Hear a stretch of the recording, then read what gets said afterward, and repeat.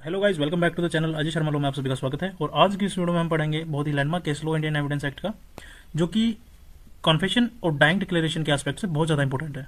और इस केस का जो नाम है वो है पकला नारायण स्वामी वर्सेस एम्परर, AIR 1939 का ये हमारा केस लो है। तो आइए इस केस को बहुत डिटेल में जानते हैं कि एक्चुअल में इस केस में क्या हुआ था और ये इतना इंपॉर्टेंट क्यों है। अगर आप लोग चैनल पर पहली बार आए तो वीडियो को लाइक करके चैनल को सब्सक्राइब जरूर कर लीजिएगा, ताकि आने वाली अपडेट्स आप तक इजिली पहुंच सके। तो चलिए शुरू करते हैं। पकला नारायण स्वामी वर्सेस एम्परर 1939। इस केस के जो फैक्ट्स हैं वो इस प्रकार से हैं। ये जो केस लो है ना, ये दो एस्पेक्ट्स बहुत ज्यादा इंपॉर्टेंट है। कौन कौन से? एक तो कॉन्फेशन, दूसरा डाइंग डिक्लेरेशन। अब इस केस में होता क्या है, एक पर्सन होता है कुरी नाकाराजू। अब इसका नाम तो थोड़ा डिफिकल्ट हो जाएगा, हम इसको सिर्फ के से डिनोट कर लेते हैं। अब ये के नाम का पर्सन है, ये अपनी वाइफ के साथ रहता है एक हाउस के अंदर, ठीक है। और इन्होंने जो पैसा उधार दिया होता है किसको? पकला नारायण स्वामी की पत्नी को। और ये केस भी 1930s का है। जो उस टाइम पे जो अमाउंट दिया था 3000 का, और प्लस में 18% का उसका इंटरेस्ट भी था। यानी उस 1930s में तो बहुत ज्यादा अमाउंट रहता होगा 3000 का। अब पैसे दिए हैं तो जाहिर सी बात है इसको वापस लौटाने भी पड़ेंगे। अब क्या होता है, एक दिन जो के नाम का पर्सन है उसको चिट्ठी मिलती है जिस पर कोई साइन या फिर सिग्नेचर नहीं होता। उस पर क्या लिखा होता है, बहरामपुर आ जाइए और पैसे अपने कलेक्ट करने के लिए। अब वो जो पर्सन है के नाम का, वो अपनी वाइफ को दिखाता है, देखो देखो पकला नारायण स्वामी की जो उनकी तरफ से लेटर आया है कि पैसे वापस ले लो अपने, और बुलाया है पैसे लेने के लिए, ठीक है। अब वो लेटर उसने अपनी पत्नी को दिखाया और ये सब बोला। इसके बाद वो जो है पैसे लेने के लिए गया। अब 21 मार्च को तो वो गया था, लेकिन 22 मार्च को वो आया ही नहीं। तो उसकी जो वाइफ है, यानी के की जो वाइफ है, उसने के मिसिंग होने की जो है रिपोर्ट यानी कंप्लेंट जो वो करी। कुछ दिन बाद क्या होता है, जो के है ना, इस पर्सन की जो यानी कोरा नगरा जो है, उसकी जो बॉडी है वो ट्रेन के 3rd क्लास कंपार्टमेंट में लाश मिलती है उसकी, यानी जो के पर्सन है उसकी लाश मिलती है एक स्टील के यानी बॉक्स कह लो या फिर एक ट्रंक कह लो उसके अंदर। तो उसकी लाश जो है वो 7 टुकड़ों में कटी हुई होती है। उन कटे हुए टुकड़ों में से उसकी वाइफ को जो है आइडेंटिफाई करना होता है। तो अब सवाल ये आता है कि उसका जो यानी जो के है यानी कोरा नकारा जो है, यानी उसकी जो डेथ है वो किसने करी होगी और क्यों करी होगी। ये सब सवाल उठ के जो है उभर कर आते हैं। सबसे पहले क्या आता है, मोटिव।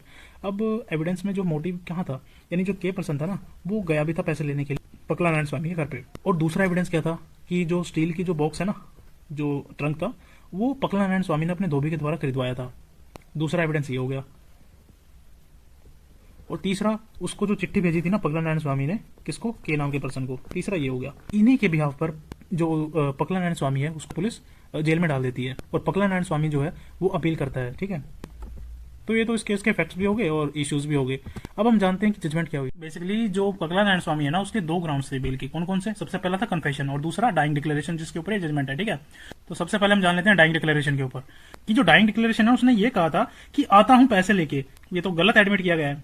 और डाइंग डिक्लेरेशन का मतलब उन्होंने कहा कि जब मौत हुई या जहां मौत हुई हो तब दिया हो ऐसा स्टेटमेंट, और यहां तो दोनों चीज नहीं थी। तो बेसिकली यही थे इनके ग्राउंड्स ऑफ अपील।